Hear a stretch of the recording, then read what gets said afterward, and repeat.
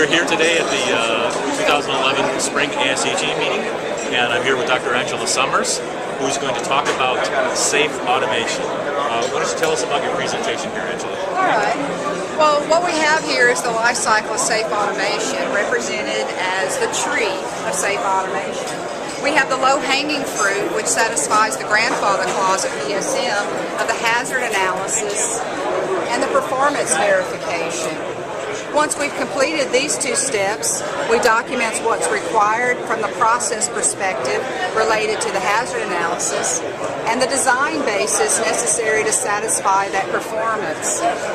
From the performance verification, the design basis, we develop our mechanical integrity plan on what's necessary to maintain the equipment.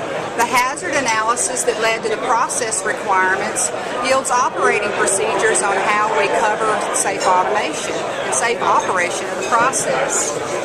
The process requirements and the design basis lead us into selecting equipment that we install and maintain according to the mechanical integrity program. Now, as we move through the years, many users adequately satisfy the requirements of the hazard analysis and the performance verification as the low-hanging fruit.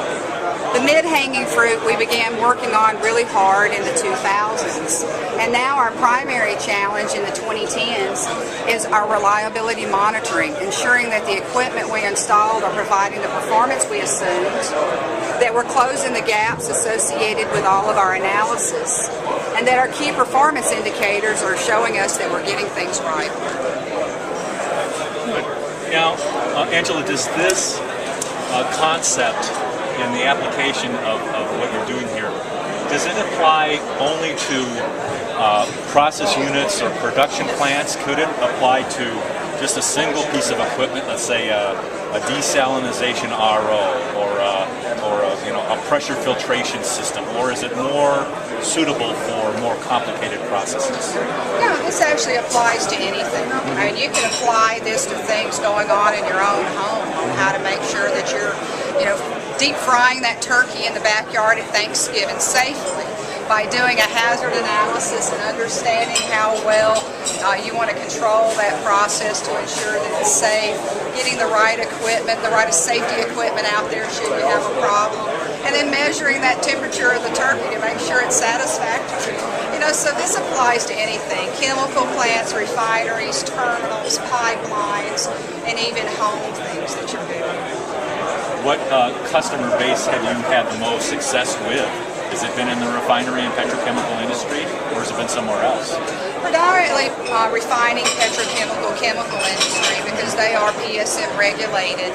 And so this safe automation life cycle is something that they need to comply with in order to comply with OSHA PSM. But we're seeing that it's being rapidly adapted or forcefully applied to other sectors, such as pipelines and terminals. Okay.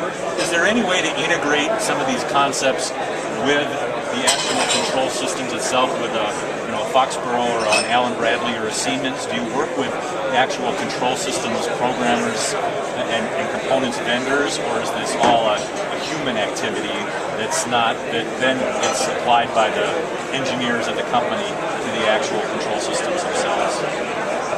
This is where I guess an area where we have to have a complete integration. Okay. We have to understand how the humans are going to interact with the control systems and with the safety systems, and ensure that the procedures and the work processes match those systems' requirements.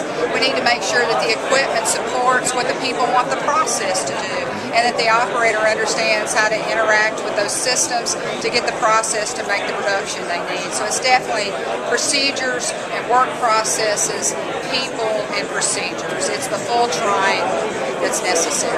All right. Well, thank you very much. You're welcome. Thank you.